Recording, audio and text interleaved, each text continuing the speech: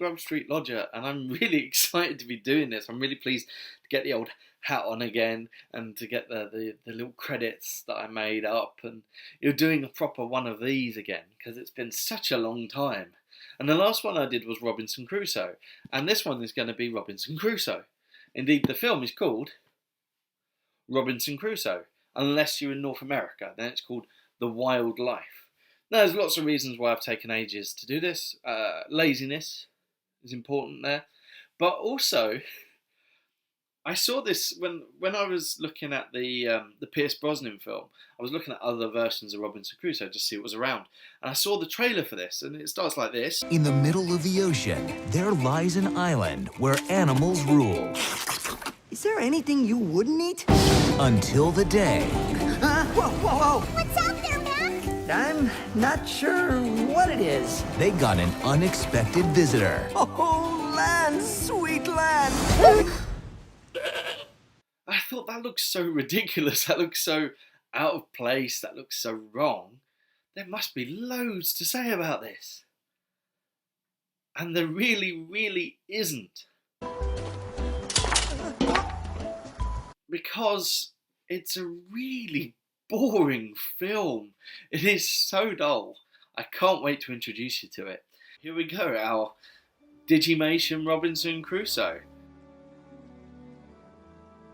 And we start with cats and cockney mice. Seriously, mate? You are one kidney short of a meat pie! Skippy time! Skippy time!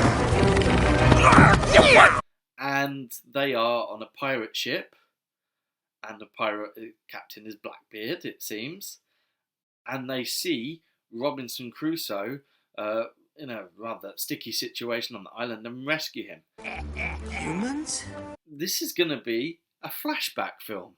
Most of the film's going to be in flashback, and it's quite odd because there are pirates near the end of Robinson Crusoe, and what happens is that there's a mutiny. The pirates kind of run aground, and Robinson Crusoe imprisons them. But in this, he's rescued by them. Okay, there you go. But it's not Robinson Crusoe's story. It is the story of this guy.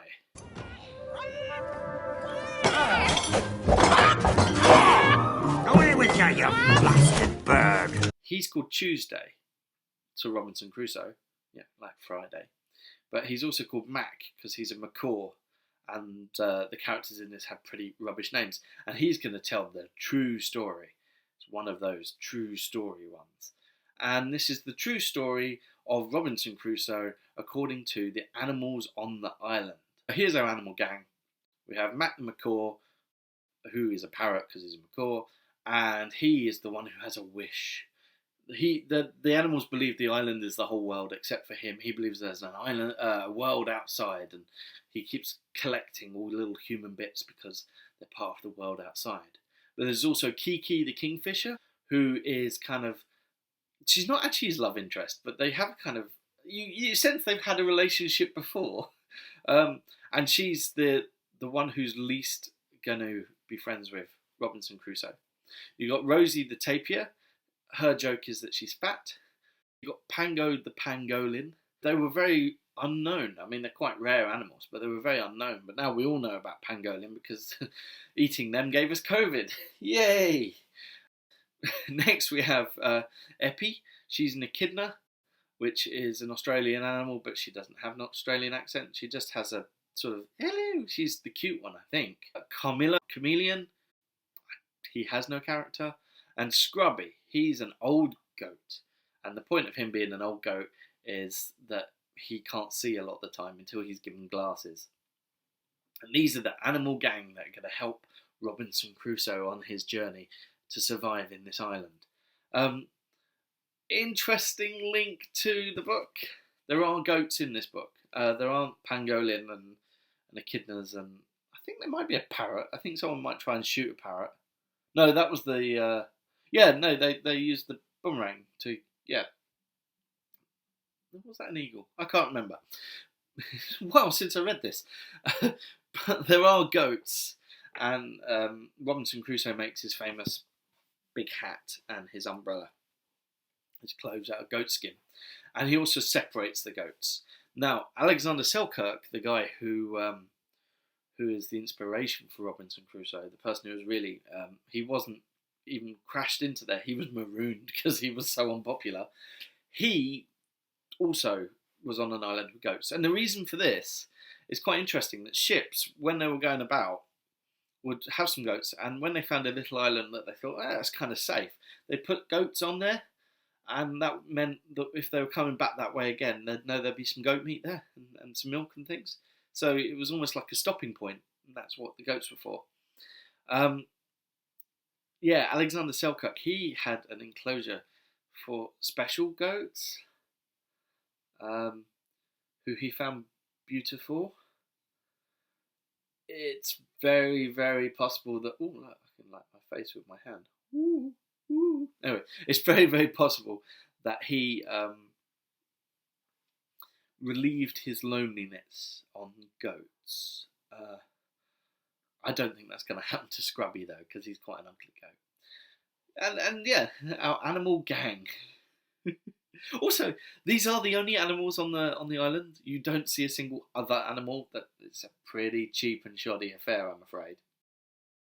They're the animals. Now we get introduced to Robinson Crusoe. Robinson Crusoe in this film is inept. He's clumsy. He doesn't know very much. He's there as a map maker, they say, though he never does any sort of map making. He does draw a Palladian house at one point, and then look at a tree and go, let's just make a tree house. And yeah, he's rather pathetic, and if it wasn't for the animals, he probably wouldn't survive. But he's joined by Ainsley the dog, and again, this is in the book. A dog survives. He's not called Ainsley, but a dog does survive the shipwreck, and in fact, in the book, the dog dies. It's quite rare to kill a dog. Do you know what? In this film, the dog dies. They kill a dog in this film. And it's not just a dog. It's a dog who talks. Well, he doesn't talk to people, but he's talked to the other animals, and he's got a character and a Scottish accent. So there you go. They kill the dog. And who kills the dog? The baddies in this. Ooh, this has such pathetic baddies. There are no cannibals in this film. The pirates don't do what the pirates do in the book. The baddies are two cats. Mark my word, Mal. Someday, somehow, that canine and his human will pay. Yeah, I'm with you there, May. They'll pay all right. How much exactly are we charging them? There's something interesting about using cats in this, because colonialisation and cats go quite well together. Places where there were no cats, like around the islands around New Zealand, when feral cats from off ships moved into these islands, they made other creatures extinct. Apart from human beings, I think cats are the only animals that have made other animals extinct. Because cats are, in terms of the percentage of successful hunts, the most successful hunters in the world. Just your normal moggy. And so colonizers, better word, colonizers bring cats. Cats kill creatures.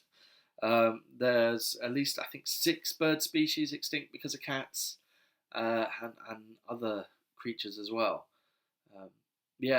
So they're the baddies, and they are called May and Mal.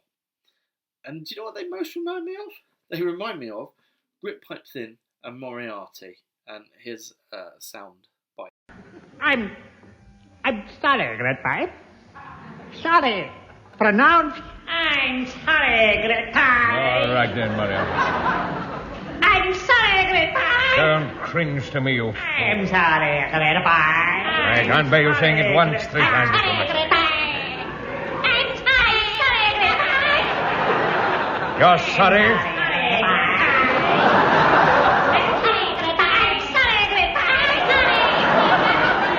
And they get sort of exiled to this little island full of bugs, and she's pregnant, and then they'll come back at the end with a whole bunch of other cats. So that's the baddies. Now, one of the main parts of this book is Robinson Crusoe building his house. It's most of the book. We think of it as the book with Robinson Crusoe and Friday and things, but no, it's the book of Robinson Crusoe builds a house. And it's described 3 times. He describes it as he's planning it, as he's doing it, and as he's done it. And it's very ingenious, and that's part of the thing. Robinson Crusoe is not a very reflective person, and that's part of the story as well. But he is a very hands-on person, so he's good at doing things. Our Robinson Crusoe in this is not, but he has help from the animals who want to help him make his nest. So they build his house and this water feature. With the nest completed, Crusoe moved on to a new project. We didn't have to forage for food, we had this great nest, and we even had indoor plumbing. Paradise just got better. The trouble is, this film has so very little. The characters of the animals don't have characters. Robinson Crusoe doesn't have a character. They have a few bits back and forth where they become friends. Mac the parrot, who's also called Tuesday, is the keenest one to get involved in the human thing, and Kiki's the least keen, and then the others slowly warm to him. And then there's this scene.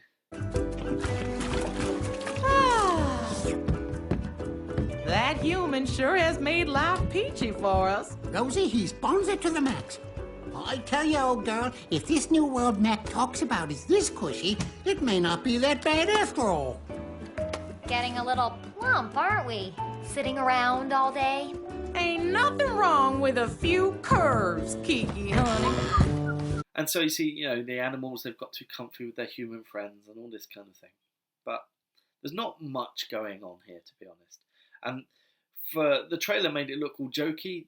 There's not many jokes. And the reason I was expecting there to be so much to talk about with this was because a lot of modern animation just talks all the time. It's really annoying and really loud and really obnoxious. And this isn't that. But there's not really anything of anything else either. So it's a very flat production. When everything's all set up, we get our big climax, which is a 20-minute chase scene where lots and lots of cats do things. How about a banana?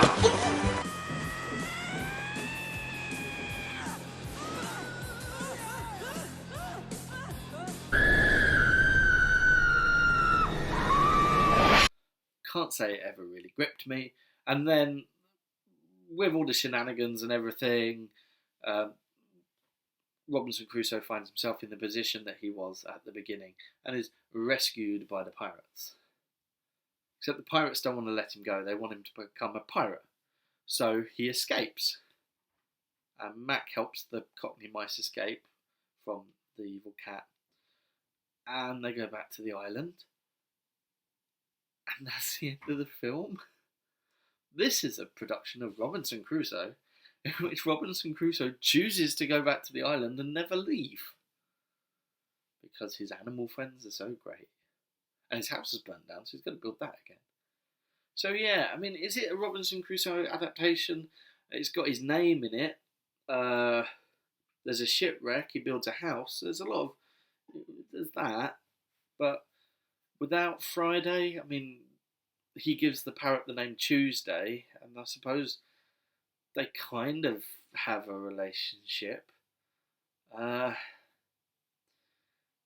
hard to say. This is why this took so long, because this is such a nothing film. I can't really call it an adaptation. Well, it is an adaptation of Robinson Crusoe. I can't even say it's bad, because, you could make a good film about, an animal's view of, this human.